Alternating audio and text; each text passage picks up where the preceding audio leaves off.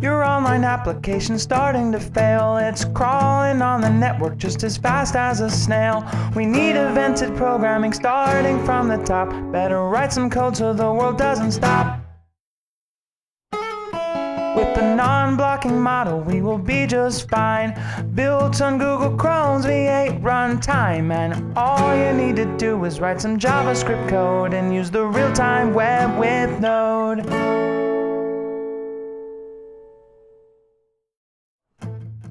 Hello, I'm Greg Pollock, and you're watching Real-Time Web with Node.js.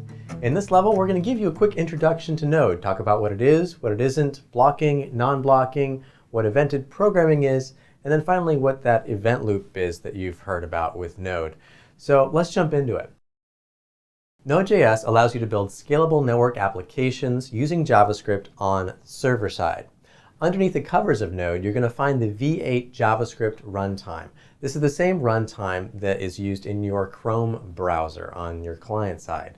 What Node does is provides a wrapper around this engine, providing additional functionality for building network applications.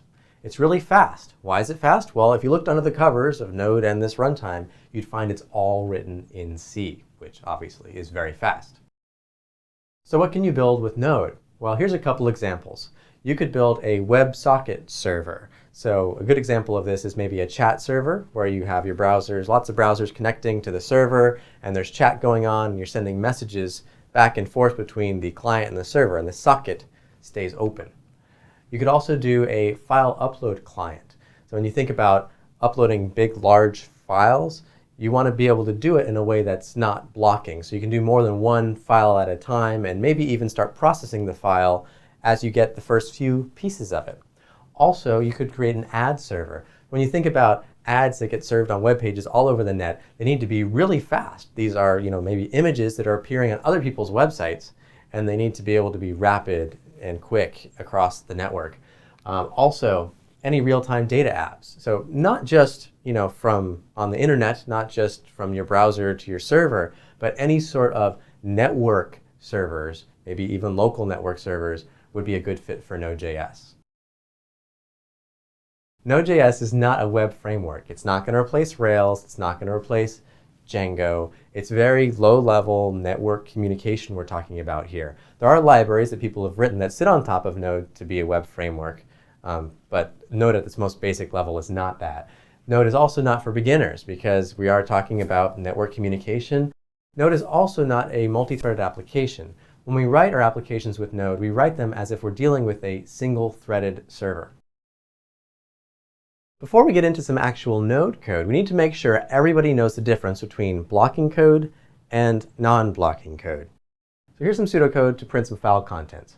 First, we want to read the file from the file system, set it equal to the contents variable, print the contents variable, and then do something else. So if we think about how this code executes, first, we read from the file system.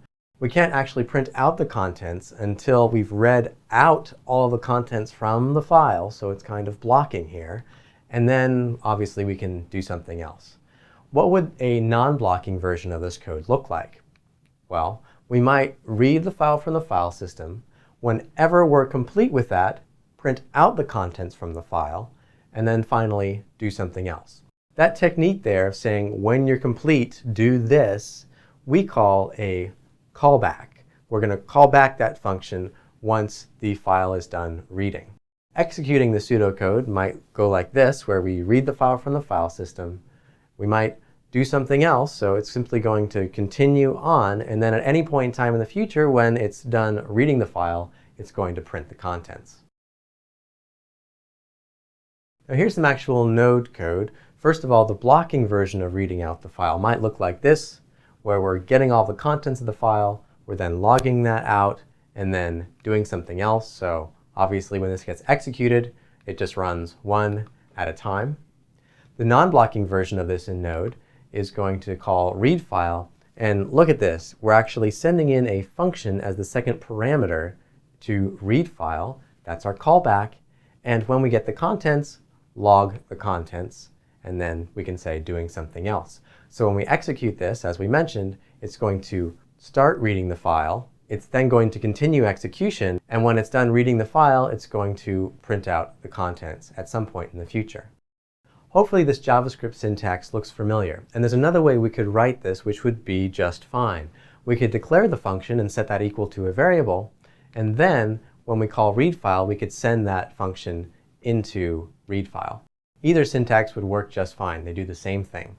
Let's take a closer look at this code, and let's see what happens when we're reading two files at the same time. First of all, if we had to do this in a blocking way, and we look at the timeline, if this was blocking, it would read one file and then the next file. However, since our code is non-blocking, if we read two files at the same time, they're going to read in parallel and happen much quicker. Now it's time for our Node.js hello world, or in our case, let's do a hello dog. So our first line in this file, we need to require the HTTP module. So we're including another library.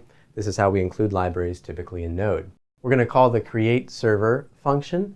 That function takes as its single parameter a callback with request and response. We're then going to write a 200 status code in the header for the response. We're going to write out the response body. And then finally, we're going to end the response connection. We want our server to listen on port 8080.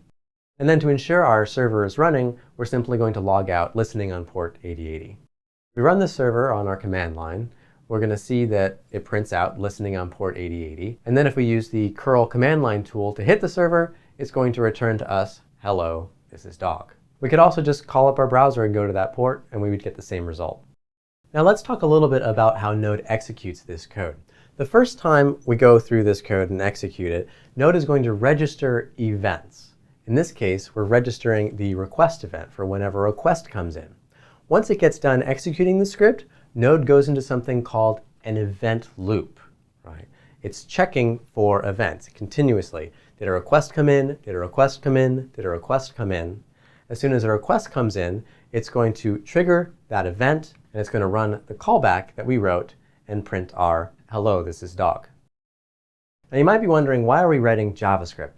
Well, the creator of Node, Ryan Dahl, wrote this really good quote which kind of explains why. I'll let you read it.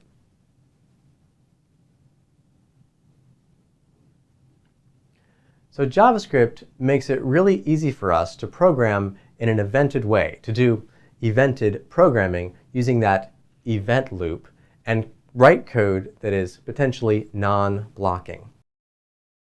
When we run a Node application, like we said, it registers a bunch of events like request, connection, or close. And those events sometimes even trigger even more events. And then we have this event loop, which is constantly looking for events. And once our application gets into that event loop, it can start triggering and emitting events into what we might call our event queue. So if a request event comes in at the same time as a close event, well, events are going to be processed one at a time on our event loop. Let's make our hello world code a little bit more complex and simulate a long-running process. So here we're creating our server. We write the status code back to the response. We write dog is running. Now we're going to do a timeout. We're going to pause for about 5 seconds to simulate a long-running process. Once that timeout is done, we're going to write out dog is done to the response and end the response. We're going to pause for 500 milliseconds, which is basically 5 seconds, and listen on port 8080. You might notice here there are two different events in our code. We have the request event, which we should be familiar with from earlier, and we also have a timeout event. So every time a request comes in, it's going to create a new event, a timeout event, which will then be called back in 5 seconds. We're going to send in 2 requests to our Hello World server with the timeout and see what happens. So our first request comes in, triggers that request event. The request callback executes. That set timeout code registers, and it's going to wait 5 seconds. Meanwhile, another request comes in, triggers that request event again. The callback executes. The set timeout registers, and now this has to wait 5 seconds. Then when our first timeout is done, it's going to trigger that set timeout event, which will trigger the set timeout callback, and it returns that response. Then our second request is going to trigger the event and do the callback, and so on and so forth. So as you can see, 2 requests can happen at the same time, and nothing is blocking. What would this look like, though, if that set timeout was blocking? Well, let's try it.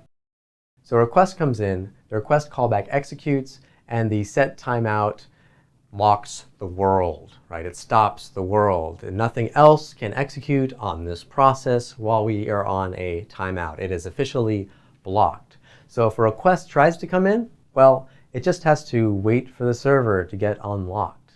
Once it is unblocked, it'll trigger the set timeout event, and so on and so forth, and the second request gets to lock the server again.